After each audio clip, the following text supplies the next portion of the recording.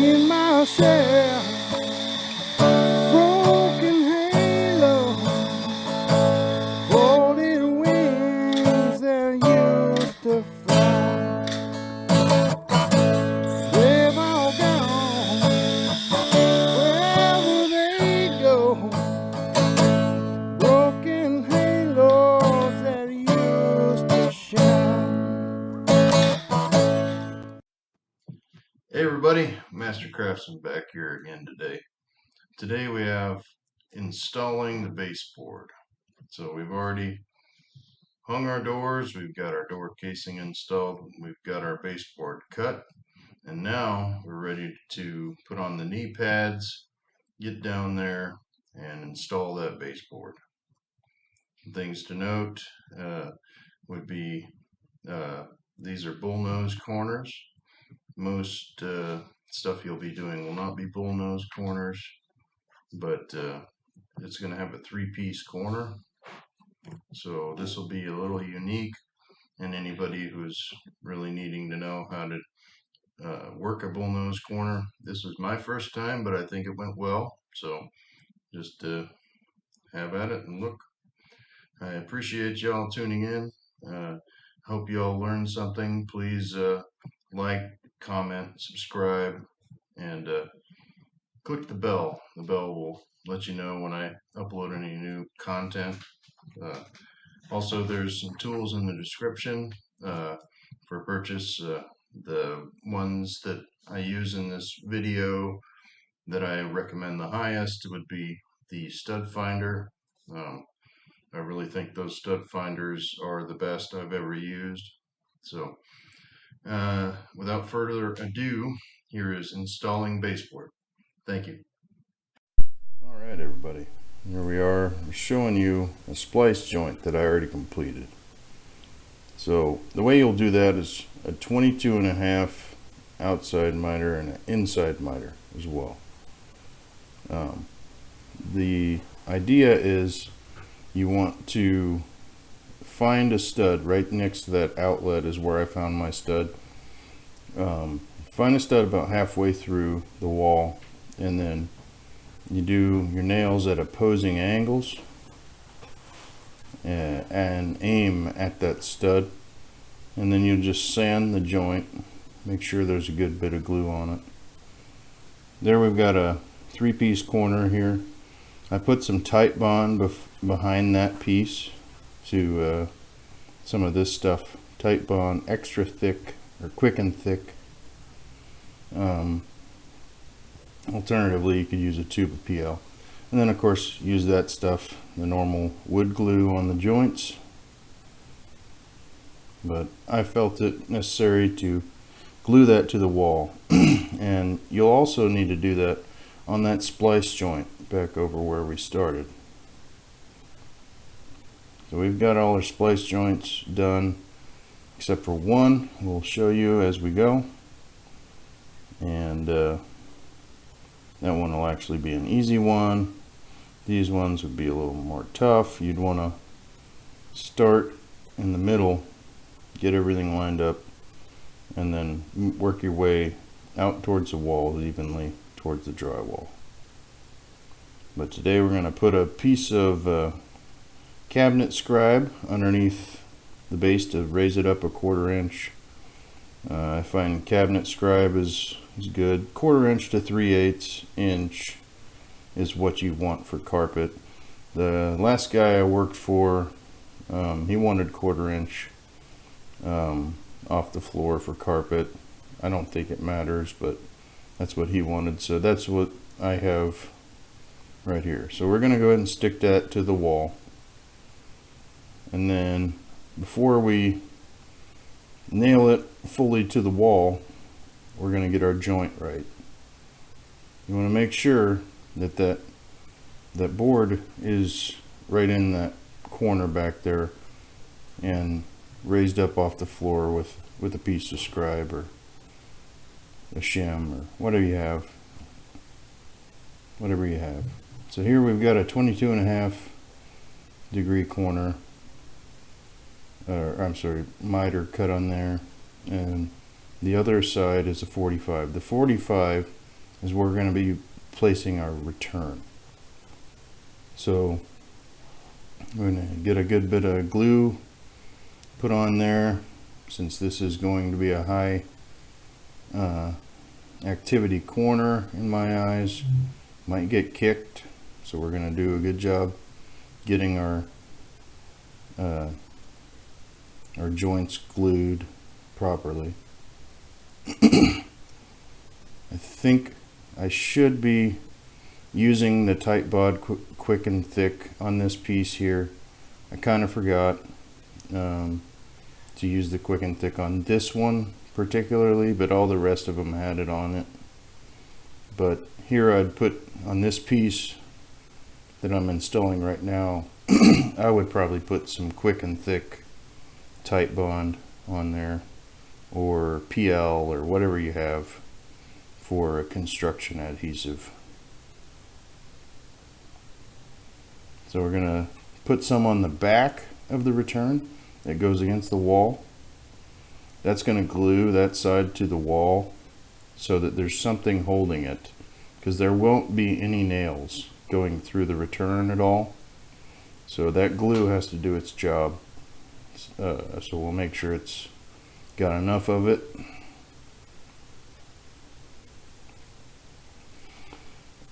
Some things that are necessary for this part in my eyes are knee pads. If you don't have knee pads, and maybe you're doing baseboard without knee pads right now, just do yourself a huge favor and start trying to wear knee pads and get down on your hands and knees while you're doing your base. You'll kill your back standing up, and you'll kill your knees kneeling without knee pads. So just get yourself a good pair. Mine are actually made for flooring purposes, but all they are is just a full shin knee pad. We're going to go ahead and put a couple of nails in that corner, a couple of nails in that corner. We're going to get our joint looking right on the return, and then this is what I call a little refresher. Just give yourself a little extra glue slop.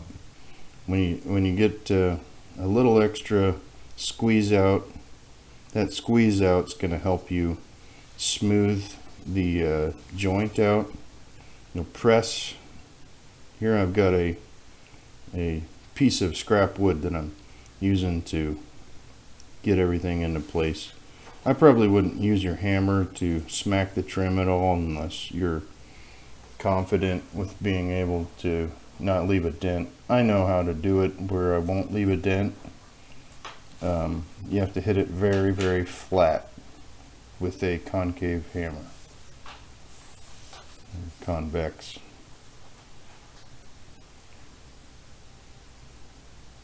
So we're going to pop another nail in there just because I felt like it needed it to tighten up. Get a little extra glue on that joint because I thought it needed more glue to cover any cracks. Now we're going to grab our sandpaper, get down on our hands and knees and elbows. If you get down on your elbows, it'll give you a lot better positioning and a lot better, it's like a fulcrum basically. If you got your elbow on the floor at this point, you're going to be able to put a lot more pressure on it and without tiring yourself out.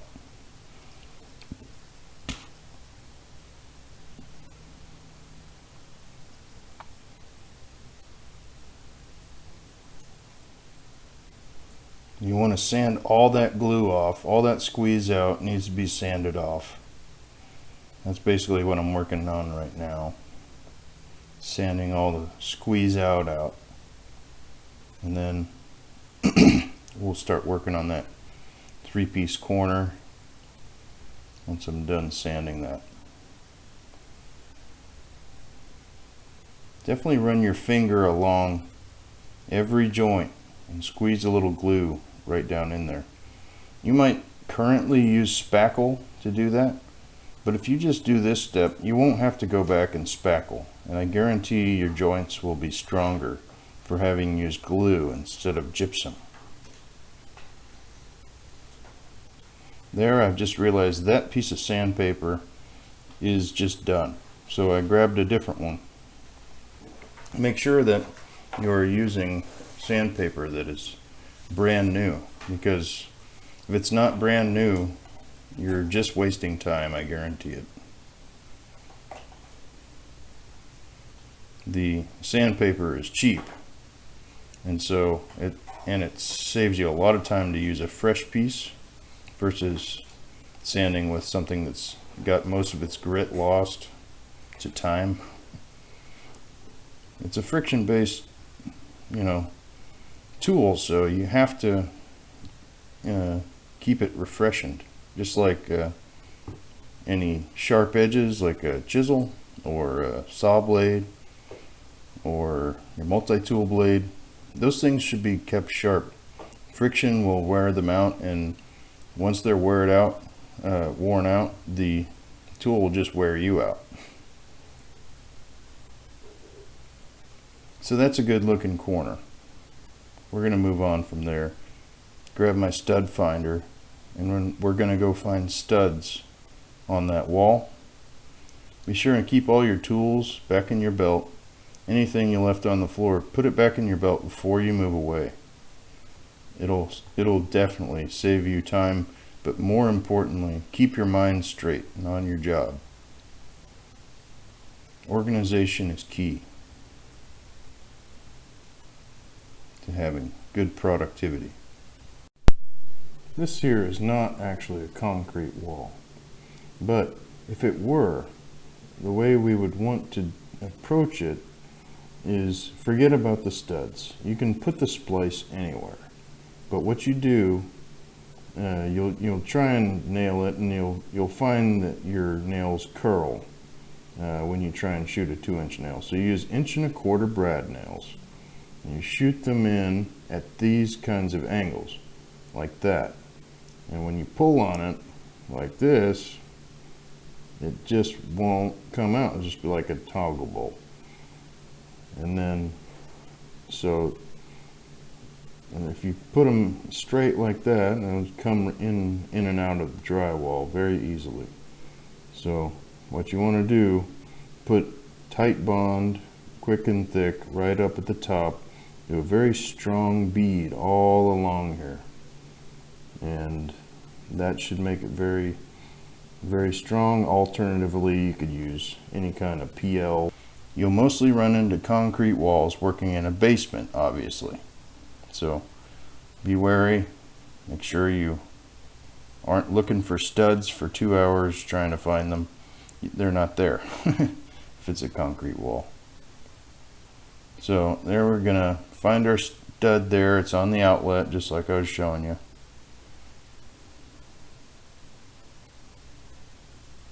Now I spread my tape out. Now I align these red markings on the tape measure. See, there's one right there. So I put that right where I know there's a stud, and then I go around each red marking and start shooting a nail. Now there, I've run out of nails, and I watch the board, make sure it's sucked back to the wall. As soon as I see it fastened securely against the wall, a lot of times I'll put my finger on it and pull a little bit just to make sure. See there, I'm doing it right there, just to make sure that it's shot on there. If you miss the stud, well, then you've just got 2 nails sticking in the drywall, and it's up to the painter to caulk your base to the wall, which is not good form.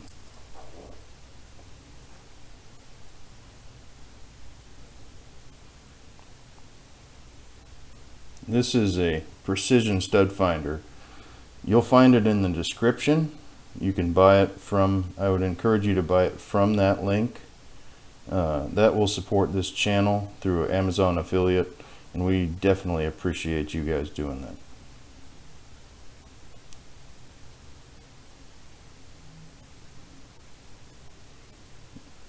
Now that is all done, we're getting our tools cleaned up, getting them all back in your bag. Anything you dropped, There I've got my stud finder right there, ready to work. I don't like it being in my bag. It's a bit cumbersome in the bag. So you might choose a zircon. Zircon stud finders, I think, are fine. I've used them before. They're not as good by any shot, in my opinion. However, they do work well. But I would just, if you're going to use a zircon, they're not exactly the easiest stud finder to use. Okay, we're getting it all lined up and pressed into place there. And we're trying not to stretch the drywall out, but it did kind of want to stretch a little bit. Just be very careful when you're stretching boards into there, not to stretch the drywall too much and ruin your tape joint, because that'll make the builder or the drywaller have to do a bunch more work unnecessarily.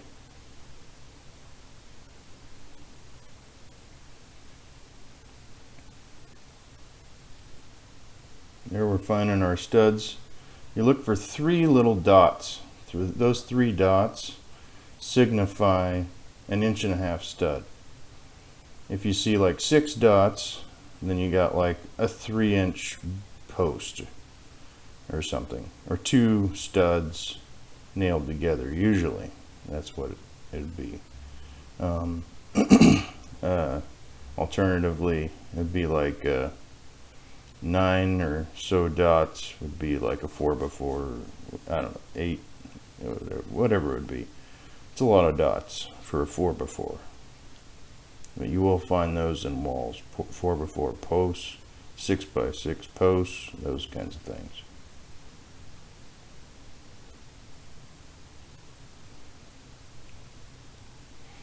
We're going to turn on the wall and get to cranking on this. This particular joint coming up is a little different than most, so we're just going to push that back all the way to the casing, and we're not going to worry about getting our joint right before we nail it back here where I'm nailing it now. But if you were going to get a full joint like some of those others, you'd want to do your joint first and then nail the back corner. That way you can adjust it just a 30-second away from the casing, or push it into the casing a little bit more. You can always get a little bit of play, even if it's just a little bit. It might help you.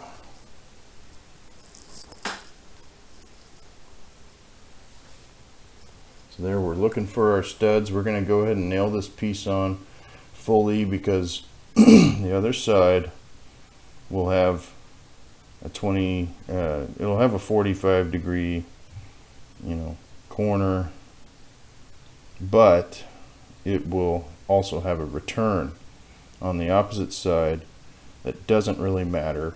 It's in a closet under the stairs.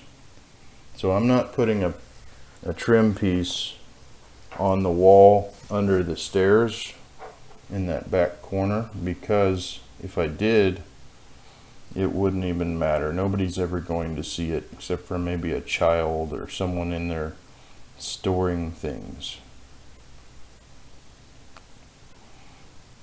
I think we all know that the closet under the stairs is just the place you never go.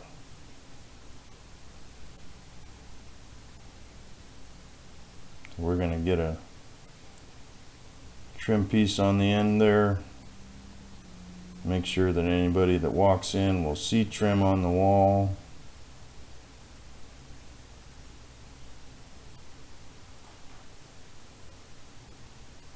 We won't worry about tight bond, quick and thick on this one, because it's never going to get kicked. That's mainly why you'd use the tight bond on the corner, is fear of it being kicked. It could cause your corner to come loose. And I would actually encourage anybody doing any mitered corner just go ahead and throw a bit on there. Well, I take that back. I'm putting it on there this time. But yeah, just throw a bit of glue on there. It'll make your trim stronger, and that's worth something. I push that into place. We're going to go ahead and grab the nailer as soon as I have a free hand. There we go. Pop one in the top and get one in the bottom. I'm going to try and get our gaps right first. I'm seeing lots of gaps here, so I'm going to try and finagle things.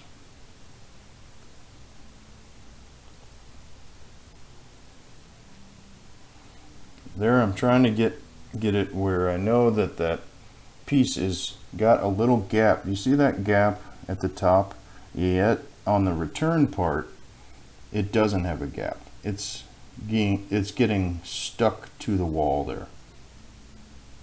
And what I'm doing when I'm smacking my thing against there 3 times, I'm budging it. I'm using my anti-mark tip, kind of like a rubber mallet. I just smack it against there about 3 times, and that'll move it about 1/16 of an inch, depending on how things are sitting. I like the way that looks now, so I'm going to go ahead, grab my sandpaper, and smooth it all out. Now, I wouldn't be rounding those corners off as much if this weren't a 45-degree corner. On a 90-degree corner, you would definitely want a crisp mitered edge. You want it to be a focal point. How crisp can you get your miter to be with no spackle, no nothing? We're going to go ahead and sand everything down in there. Now you notice I sand with wet glue. That is on purpose. I sand with wet glue because wet glue will pick up some of the dust and primer and act as sort of a putty. Here I'm showing you if you get if you're smoothing across, hit yourself in the stomach. Act like you're hitting yourself in the stomach. It won't hurt, but it will give you some resistance and some bounce back.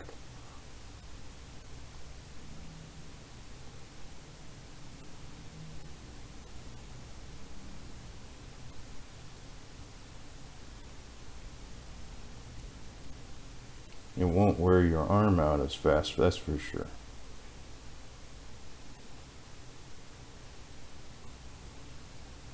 So we'll go ahead and get that splice joint done next.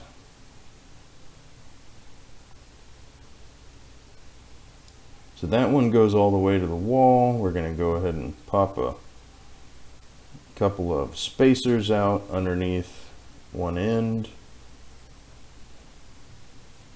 Now, generally with a splice joint, I would get it all together with glue on it before I did any of this. But since this one is actually one that I just wanted to get it done quickly, and it's in a closet that no one will ever see. You see there's a stud there. I didn't have to find it. I can actually visibly see it up there by the pipe where the plumber cut the drywall out. So you can sometimes visibly see studs. You don't even have to find them. But normally I would have done that other piece first and laid this on top. But I did it backwards out of ease of use, because see this, I've given myself a 1/4 inch to move back towards the stairs. So this base is cut at a 52-degree angle, so it can tighten up, or it can have that 1/4 inch of play. It can tighten up to the back of that stairs. Generally, when you're cutting a piece of base to go against a staircase, the underneath of a stairs, it's at 52 degrees, and in order to get that, you actually have to kind of play with the piece.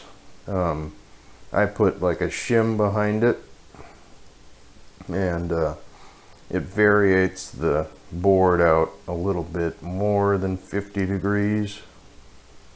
You definitely want as much, as close to like 52 degrees as you can get. I think that's what stairs are cut at generally. So there you go. We're seeing the stud, so we don't have to find it, but once we get over here, we're gonna have to find that stud again. Grab the old stud finder. It's behind me. I just can't see it. There it is.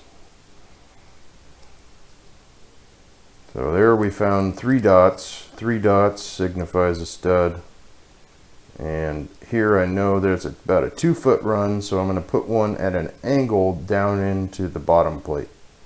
The bottom plate runs all along each wall, so you can always just nail, when all else fails, nail the bottom plate. Just angle down from about midway up. There I can see that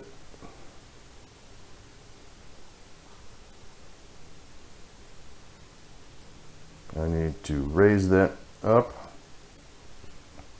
to be even.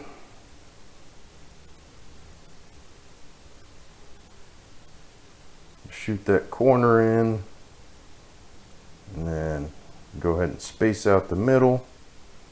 Make sure that the other end is spaced out. You got to have it up off the floor, otherwise things get nailed, then you got to pry them up. That's never good. So there I could find my stud. Go ahead and pop some nails in. Put my hammer back in my front mounted hammer holster.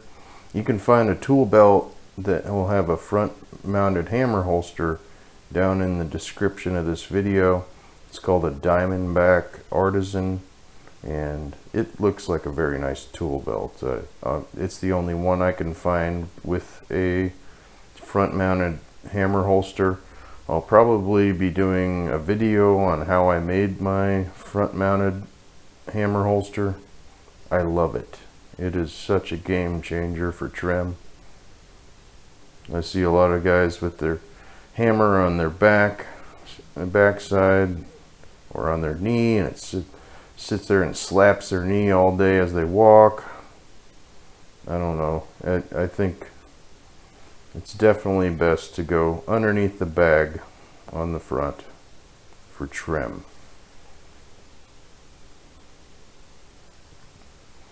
There, we kick that other side in as we flex the board towards the wall. That other side is some casing that I installed already. So as I'm pressing on that board and pressing everything back, oh, I'm pointing out drywall screws right there. You can see drywall screws down at the base of the room. You'll see a bunch of drywall screws. Those will pretty well show you where your studs are before you even get a piece of base up there. You can pretty much mark them all out if you wanted to on the floor or something. You can see they've got some spray paint down on the floor. In this instance, right where the studs are, that's something this drywaller chose to do. I didn't even notice it while I was doing this. Otherwise I could have just been using those marks. But c'est la vie. There, we're gonna shoot it, and then look, it's right on top of that red mark. That's right where the stud was.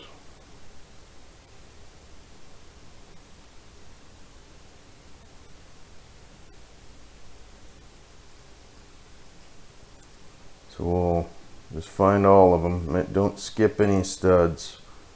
And if you shoot the stud and you know you hit the stud, but it's just not sucking everything back to the wall like you like. Then go in the middle of it, or wherever you need it, and angle one into the bottom plate. There, I put one in the bottom plate right there, because I felt that it needed it to suck that back. It'll also help keep your board straight. Here we are in a new room. This is a bedroom. Same one we did the egress window jamb and casing. You can check that video out if you're ever in need of some information there.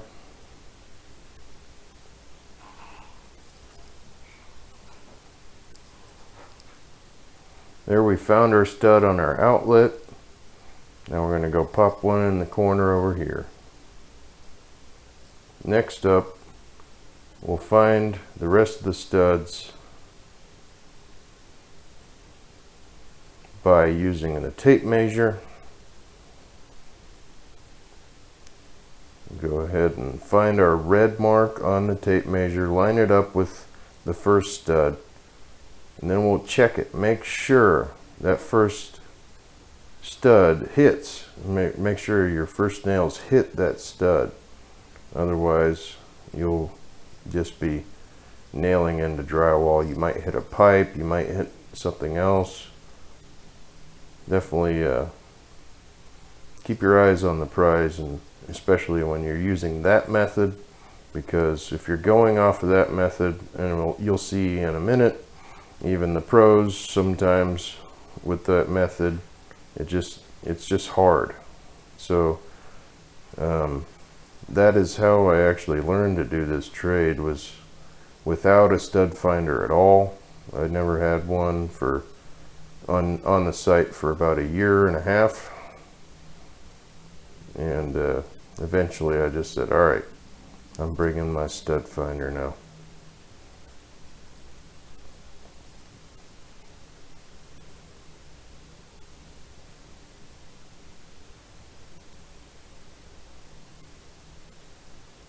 There, you can see it's really a shame that I didn't notice that this particular house had all the studs marked out, but so be it.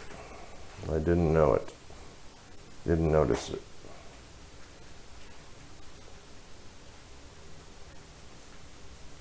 Most homes you go into, your studs will not be marked out like that,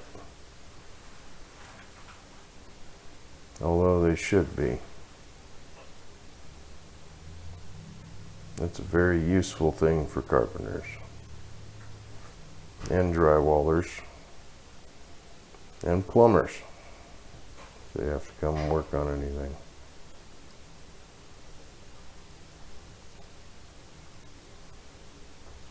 There we're seeing maybe didn't quite hit that stud right.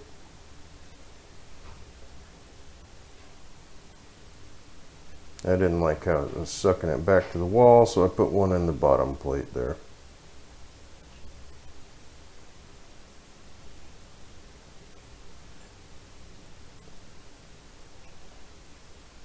Now we've got that board all straightened out, it looks like.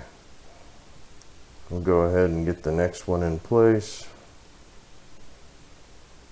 Pick up our shims, our spacers to raise it up off the floor.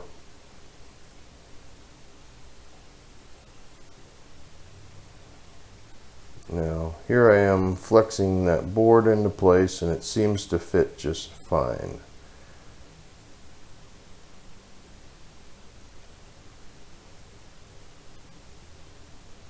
And I'm going to raise it up just by levering it with a cold chisel. I've got a cold chisel set in my description down there. You can click to buy. I highly suggest. Now, here I'm showing you. There's always, on every window, there are like a bunch of studs in a row right there where the window edge is. The window is always mounted on a bunch of studs, so you'll find them there. You just go ahead and tack it into place, and then you can tighten it up towards whatever needs to tighten up. If things are very tight, then you can tighten it towards the drywall. If that butt joint doesn't look very good, it's got a gap on it, start at the drywall and work towards the butt joint, and I guarantee it'll look better once you're done.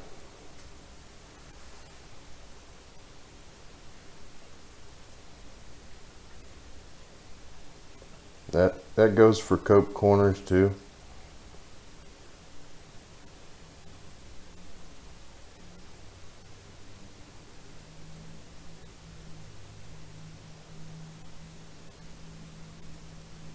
There, we got the tape out. We're gonna find our red marks, line them up right where we're hitting studs.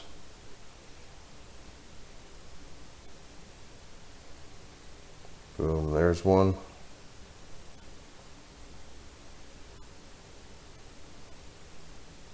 There, I angled one down into the bottom plate.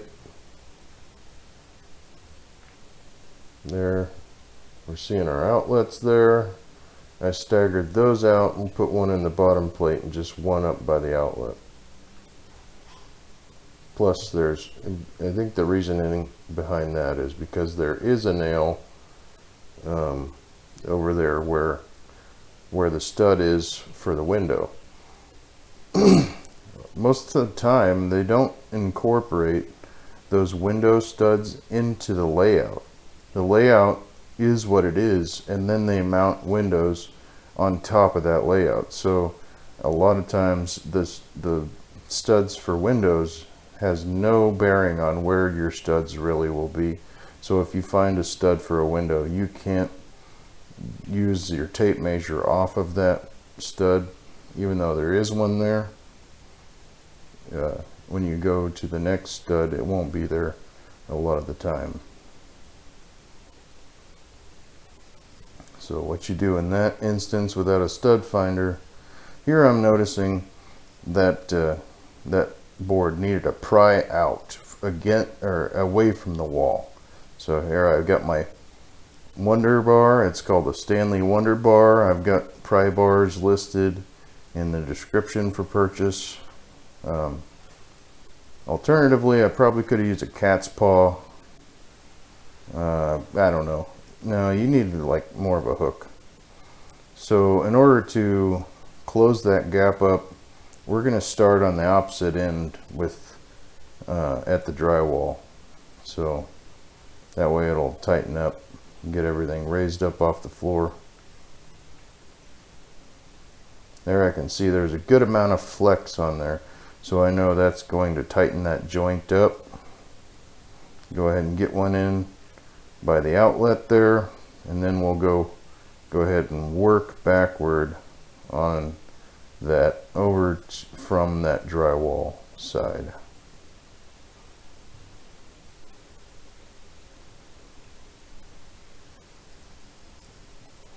So we're gonna make sure that outlet got nailed up.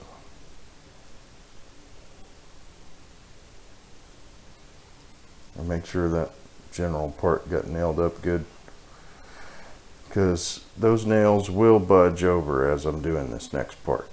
So there you can see it's got a good amount of bow on that side once I flex that towards the wall. That's what we want.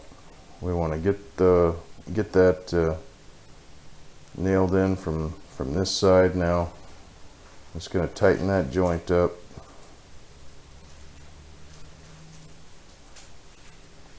I'm going to go ahead and pop one in to each stud on the way over towards the joint. The reason we nailed the outlet first is just to get the middle nailed to the wall, and it'll flex and the nails will move a little bit, and it's now you can see that joint is perfect now. Can't even tell that it was having any problems before.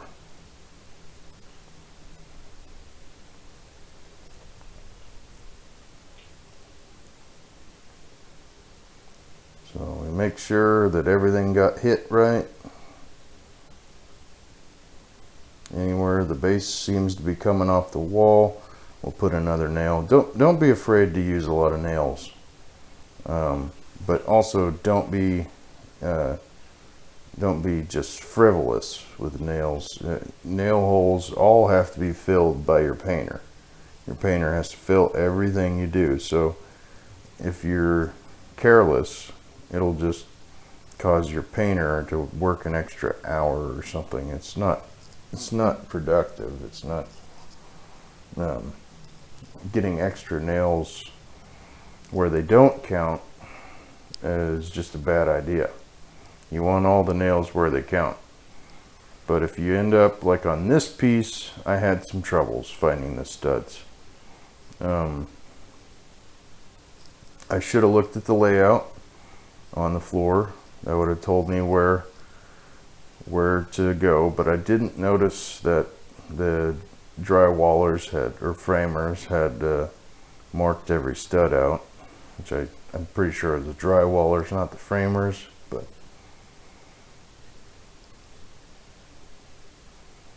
we're going to go ahead and tack this in on the end. You got 2 stacked nails is how I shoot my studs. 2 stacked nails. But sometimes they get off kilter on purpose as well. Like I'll scissor nail sometimes, like I was showing you with the concrete wall, nailing at opposing angles to trap things. I'll do, nails angled down into the bottom plate.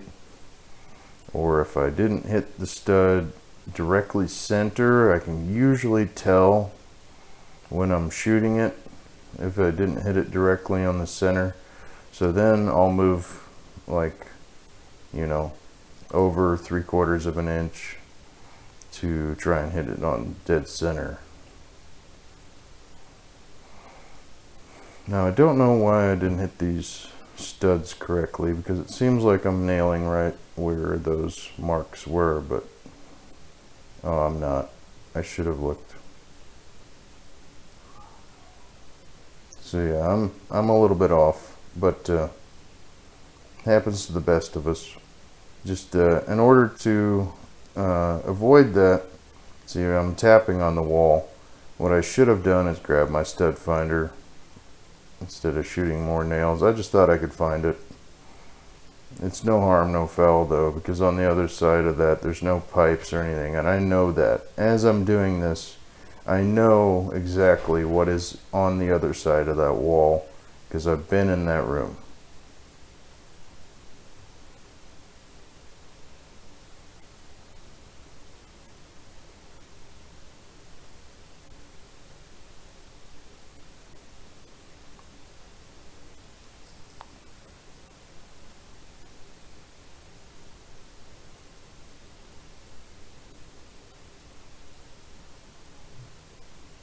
There, we found it.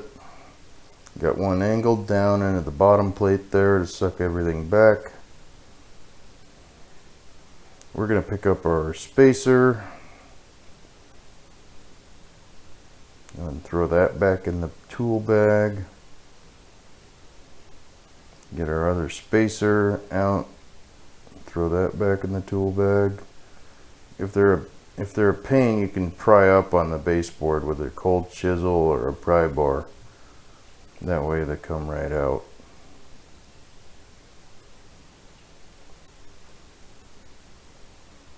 Throw our tape back in the bag. And then we got a couple of pieces right out in this hallway. We'll just nail those in.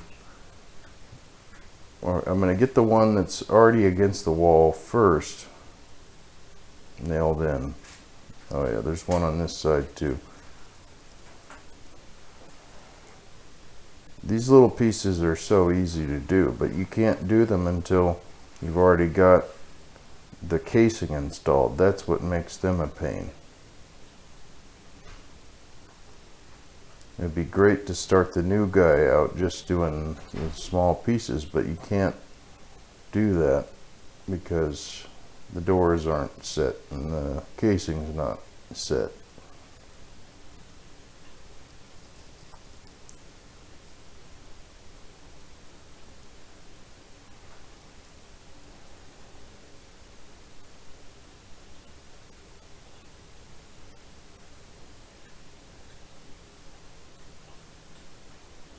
There we got it all perfectly put up there. Well, looks like we're out of nails. No, I see what happened. I didn't shoot because I could see there was something wrong. There's some drywall in the way, so I just smack it on out. Sometimes if the drywall mutter was a little bit lazy on that corner, it might have some protruding drywall, proud drywall. Just smack it and make sure everything's perfectly sitting against the wall. There I found the stud by knocking, but I didn't actually have any nails in the gun.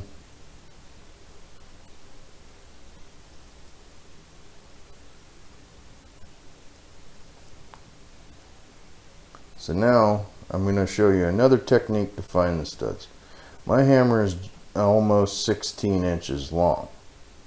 So there I'm using my hammer as a spacer, tapping against the drywall and finding the stud that way.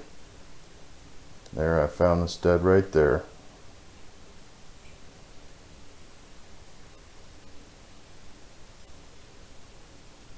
Little tricks like that really help. That hammer is my favorite hammer for someone on a budget.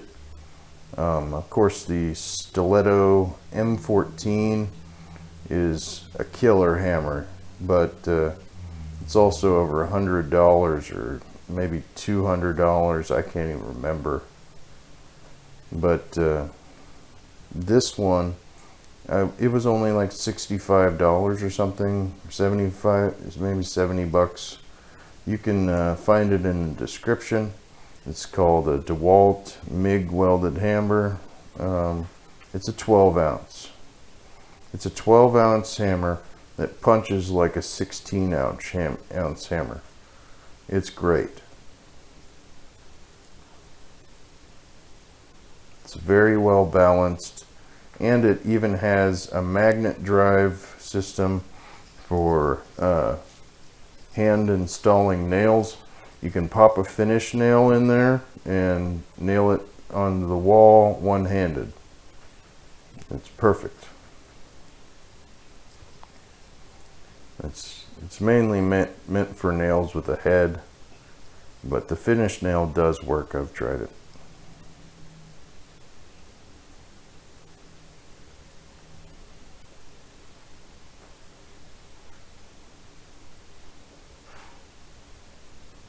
There we're getting the, this is a return.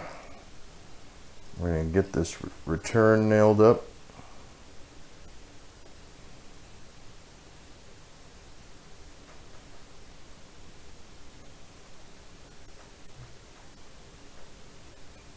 So that's a skirt board right there. So that's a finish painted surface. You don't want to get any glue on it. You don't want to sand any of the paint off. You don't want to chip it. Just be very careful with the finished painted surface like that.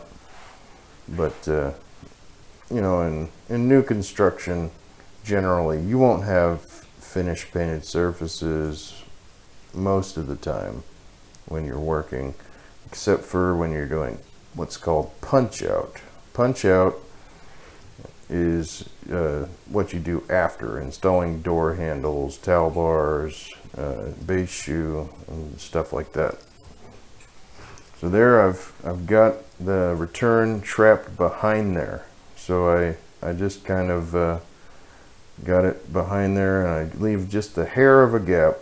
We're going to smooth it on out, make sure that there's plenty of glue squeezed in the crack.